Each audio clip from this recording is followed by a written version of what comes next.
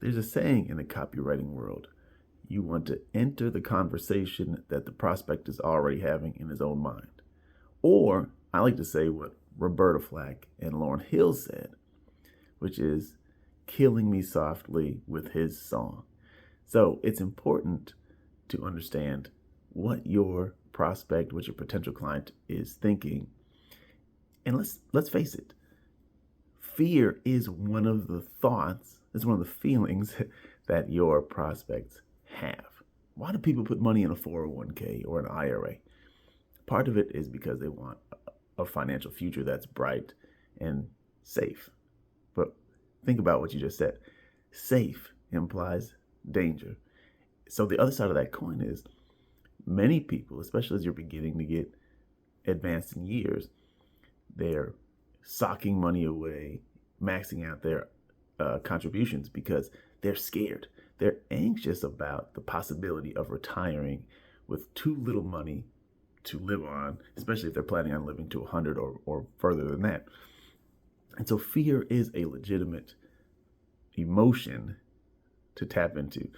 And thoughts of anxiety are legitimate thoughts to interject with your email marketing. Now, generally, of course, you want to be positive.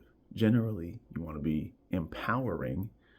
And most of your subject lines will probably be along those lines. And even if you do use, or when you do use fear or anxiety based subject lines, you want you want your email to come back to positivity, or the content that you're linking to come back to positivity. But fear is a legitimate emotion to tap into because, again, your prospects have fears, they have anxieties. And for that reason, you don't have to create fear. You don't have to try to make your prospects scared of something that they're not already anxious about. I suggest that's where you want to live. Get to know what your readers, what your subscribers are nervous about, what they're anxious about, what they're even scared of, and talk about those things. You can use that fear, running out of money before, in retirement, running out of money before they die. It's a legitimate fear, and that's where a lot of people are. You can talk about that. Or the IRS might be taking more of your money than they should, or than they could. It's a legitimate fear. It happens way too often. And it's our fault as the people, taxpayers, if we don't maximize our protection. And think about that.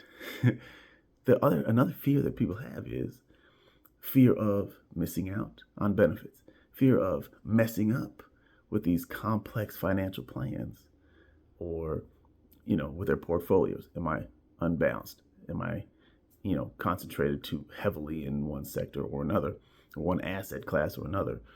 So these are all things that you can play into, and you should play into. So I've written some very scary subject lines in my day.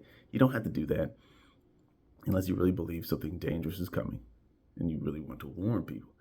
Get out of Tesla now, or whatever. Right? Maybe now's the time to get into Tesla. I don't know. Depends on your perspective, or whatever. You don't have to talk about market crashes. You don't have to talk about the IRS's secret plot to steal your money, because their plot is not secret. It's just complicated. But you can talk about, the erosion of their wealth if they had their money in the wrong place, or talk about how they're missing out on tax benefits. They're missing out on opportunities to get greater gains, or greater security, or what have you, if their expense ratios are eating into their wealth.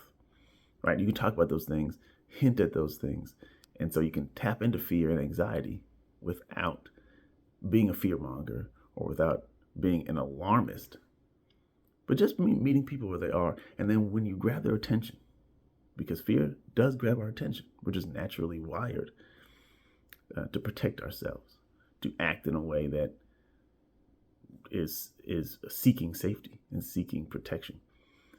When you do that, then you bring them back to a feeling of security. And in many cases, that means it could just mean listening to your podcast. It could mean ultimately hiring you to create a financial plan or to do whatever it is that your specialty is. So I just want you to think about that. Fear is not bad. Fear is good. Fear is how we protect ourselves. Fear is what encourages us to plan for the future. Fear is what makes us buy life insurance. Partially because we don't want to leave behind children and loved ones without preparation for the future. And so it's okay to use that. It's okay to,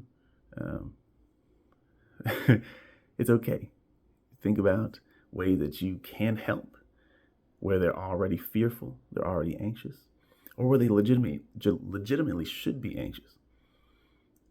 And tap into that fear or spark a little bit of that anxiety to get their attention in your subject line, and then show them how to alleviate that fear and to solve the problems that cause that anxiety with your solution. Now, I've got plenty of fear-based subject lines in the Subject Line of the Day playlist, and there's even more in a whole section in the book, Subject Line Science, which I'll link to in the description below.